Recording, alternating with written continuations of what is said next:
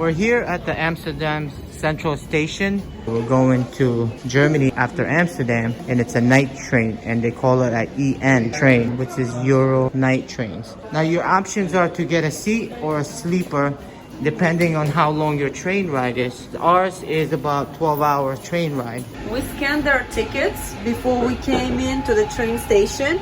We did not have to do any passport control, or they didn't have to check any of our documents. So here comes our sleeper train. We're taking it from Amsterdam to Munich, Germany. We just boarded our train. It's a sleeper car, and here it is. When we got on the train, nobody was in front to help us or just to simply answer the question about what's our carriage number or how to understand our ticket, because we weren't familiar. As a couple of people that didn't even know where their room is. We literally had about 3 minutes to board the train before it left. This whole car is empty. Here we just ourselves. Nobody's here to show us simply how to turn on the light. We had to figure out because it's a little bit tricky. It's just us and just one other passenger on this train. And it happened to be that our card is the last card on the train. This is the view we have. Look at this. It's so beautiful. It's a very different experience taking a train in Europe, because I've taken a lot of trains in Russia, and this is very different. It's still very unusual to me that this whole car doesn't have conductor. On this card, one bathroom per car, toilet, sink, soap, dryer for your hands, toilet paper, trash. Even though there are only one toilet per car, there are 2 extra half bathrooms where you can wash your hands, and they provide you bottled water, a lot of water. They already have blankets and sheets for you out and pillow to sleep. They provide you with water, plastic cup. Doors are see-through, which is actually really good because it's for the safety.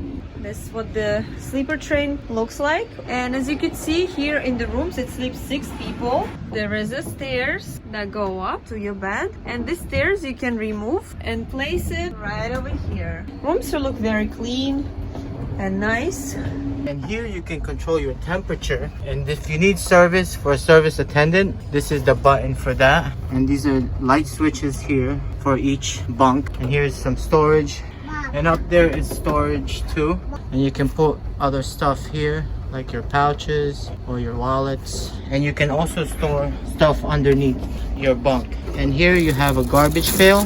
So this is it. We had first class tickets, so this is all to ourselves, because they didn't have a train that was available. We had a first stop on our train, and then one girl started coming into a room, and we thought that the room that we booked was just for ourselves, which the lady told us at the station when we reserved our seat, and it didn't end up being like that. She specifically told us that it was just for us, because we booked the first class on EuRail and then paid extra 84 euros to reserve our seats. Now, it was a shock to us that another person came in. Now, when the conductor showed up, and he actually showed us on our ticket, it is a shared room, but we did book first class on the EuRail. So we're here now. This is actually the first class room. This is all to ourselves, and nobody else is going to be rooming with us. The room is pretty good. I wouldn't call it a first class room in my opinion. So this is the room. It's very comfortable for us right now. This turns into a bed. This is the stairs going up. The light switch here. This is the main light switch to turn on the main light. And you have a mirror here to turn on the heat or the AC. So the right, when you turn the knob to the right, that turns on the heat. If you turn it to the left, that's the air conditioning. And the Euro plug is here. And this turns into a bed. But the guy will show you how to do it, and he's gonna set up your bed for you when it's turn down time, so you actually don't have to do that yourself. And then you have a dinner menu that you can pick from. It's not free, but the breakfast, that's included on your ticket. One thing that you need to know, which we just learned tonight, that on all EuRail overnight, they don't accept credit cards. They only accept cash, but in only euros. So if you have dollars or other currency, make sure you have euros with you. So conductor just came in and asked if we want our bed made. He made our bed. That's what it looks like. Oh my gosh. So it turned out It's actually not a first class, it's 6 people card. So he was just being nice just to give us room that was not occupied by anybody and will not be occupied by other people. According to EuRail, it was supposed to be first class. I'm about to show you what the bathroom looks like on this train. The green is to open the door. Oh, this is the bathroom here on this train. It's a pretty big bathroom. This is probably the biggest bathroom I've seen on the train. This is wheelchair accessible too because of the handrails. But then you have a window here. To turn on the water, you would need to press this button, and the tissues are right there. And also for this soap, you have to squeeze it, and you can hang your jackets here, flush the toilet, same as you would in a plane. That's how it is. As I was walking by, I just realized that this train's hauling cars. So that's really cool and interesting. I've never seen train hauling cars. We just woke up and we were supposed to be in Munich like few hours ago, so we're running late. The train is not really moving very often. The whole night train kept stopping. At night, at 2 a.m., we woke up and we were freezing. The baby was cold. We were cold. Nobody could do anything about fixing the heat, even though nearby carts were really warm. But our cart was really cold. We had like 6 blankets and it was just freezing. Thank God that one of the conductors were able to find us a room in another car that had space that was really warm. Here we are, moved again at 2 a.m. Had to bring a baby, all our luggages. Here we are on the other second class cart. While we were moving and looking for conductor, I actually found first class cart where we're supposed to be in. And it's nice, it's very modern, it's beautiful, it's very peaceful, it's not that many people. Unlike here, because here it's very loud at night, people talking loud, they keep moving. The walls are really thin, so you could hear people snoring, coughing. Keanu is having fun on the train. It doesn't seem like there's a problem.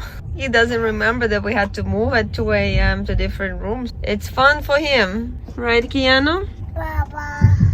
I see a conductor that's walking around right now and passing by breakfast. Can't wait to see what that breakfast is gonna look like because we are hungry. And this is a breakfast actually.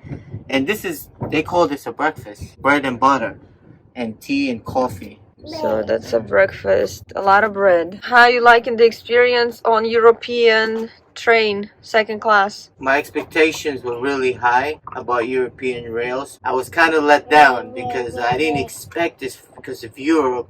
You know, you hear so many things about Europe, you know, that it's, you know, well thrived and, you know, modern and all that cool stuff.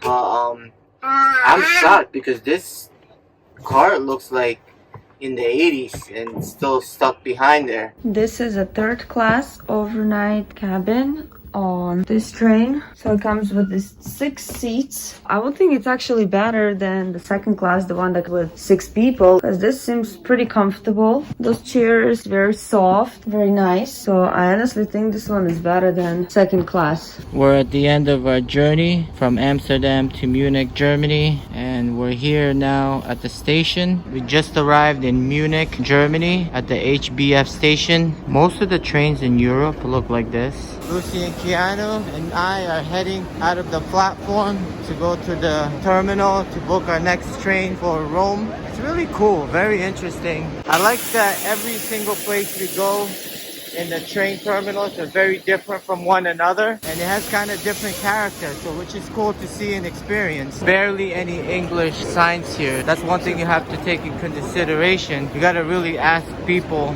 trying to find out how to navigate your way around. We're gonna have an adventure here in Germany, and we can't wait to see and experience Germany.